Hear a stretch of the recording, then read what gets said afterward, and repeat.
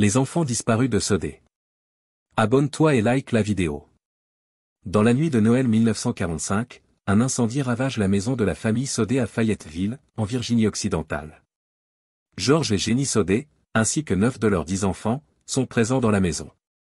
L'incendie éclate soudainement après minuit, piégeant 5 des enfants à l'intérieur: Maurice, 14 ans, Martha, 12 ans, Louis, 9 ans, Jenny, 8 ans, et Betty, 5 ans. Malgré les efforts désespérés de George et Jenny pour sauver leurs enfants, l'incendie consume rapidement la maison, laissant le couple et 4 de leurs enfants rescapés dans un état de choc et de désespoir.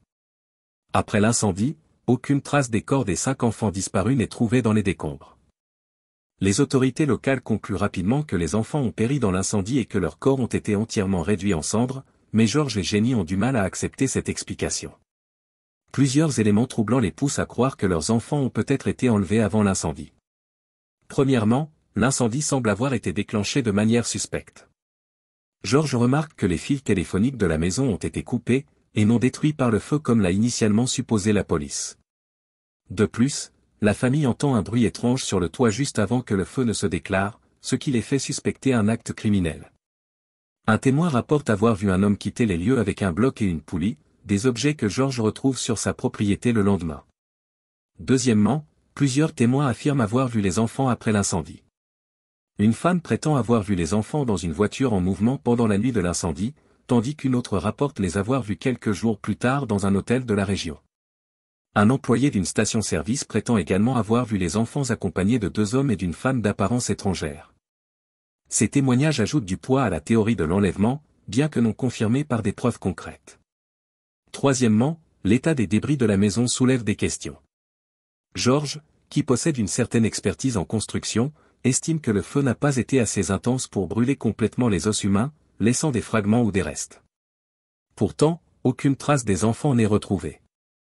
Un employé de crématorium confirme plus tard que même à des températures très élevées, il est impossible que les os soient totalement réduits en cendres en si peu de temps.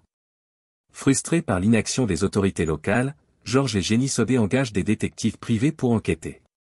Ils placent également une annonce avec une récompense pour toute information menant à la découverte de leurs enfants. La famille reçoit plusieurs lettres et photos d'enfants ressemblant aux leurs, mais aucune piste ne permet de résoudre le mystère. En 1968, plus de 2 décennies après l'incendie, Jenny reçoit une photo d'un jeune homme qui ressemble fortement à son fils Louis. Au dos de la photo, une inscription énigmatique laisse penser que l'un des enfants pourrait être encore en vie.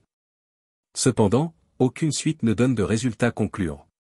Malgré leurs efforts incessants, les Sodé ne parviennent jamais à découvrir ce qui est arrivé à leurs enfants. George décède en 1969, suivi par Jenny en 1989, sans jamais connaître la vérité.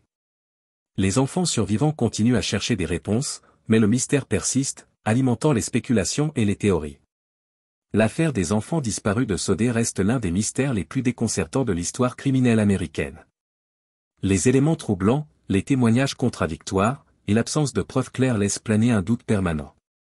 Cette tragédie familiale souligne les profondeurs de l'incertitude et la douleur des pertes inexpliquées, marquant à jamais la petite communauté de Fayetteville et rappelant les terribles épreuves que peuvent endurer ceux qui cherchent à connaître la vérité sur la disparition de leurs êtres chers.